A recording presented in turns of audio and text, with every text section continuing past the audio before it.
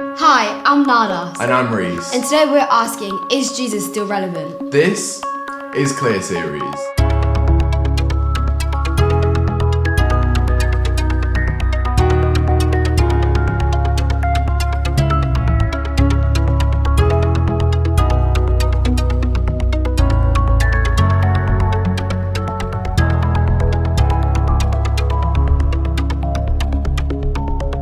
When it comes to going on a first date, there are some surefire ways to make an awkward first impression.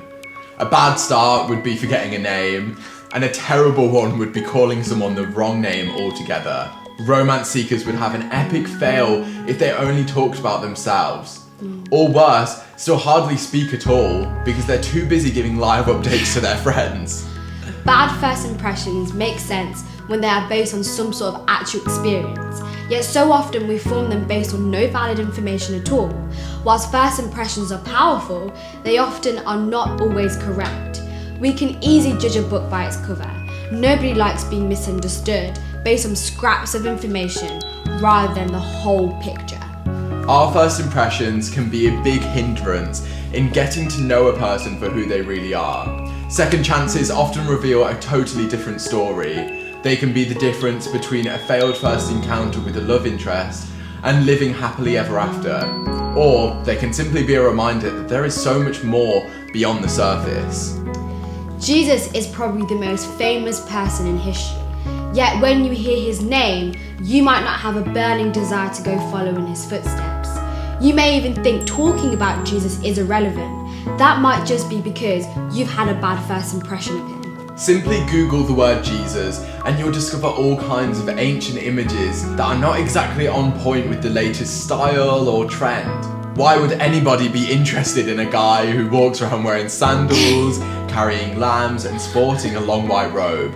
These artistic impressions from history makes the Jesus we picture look like a boring Jedi or a flowery hippie. Memes of a bloke with long flowing golden hair leave us less than impressed.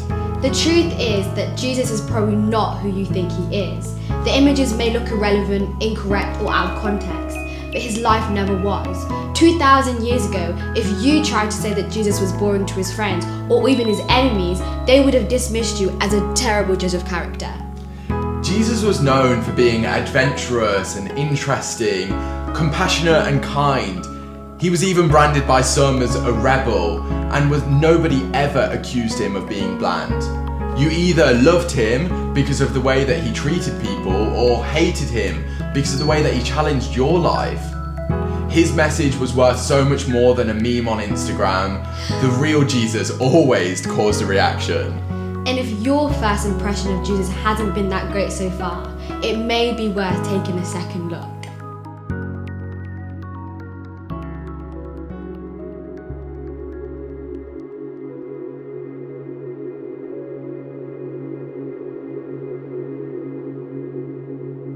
Think about this. Something is relevant only if you want it. Cars, sports, and video games are relevant to those who want them, but boring to those who don't. So let me ask you this question. What do you want most? Now, you might have to dig a little deeper than what first pops into your mind, because those wants might not be sufficient. You might think you want money or fame, travel or enrichment, great food or relationships, but there are more wants under all of these that will help us see what we really find relevant. We all want to feel accepted, to find purpose. We all want to find joy and fulfillment. And the real person, Jesus, said he offers all of this. So no matter what you think of Jesus, he is at the very least relevant because he has what you want. So the question is, will you look into who Jesus is and see if he is truly relevant to you or not?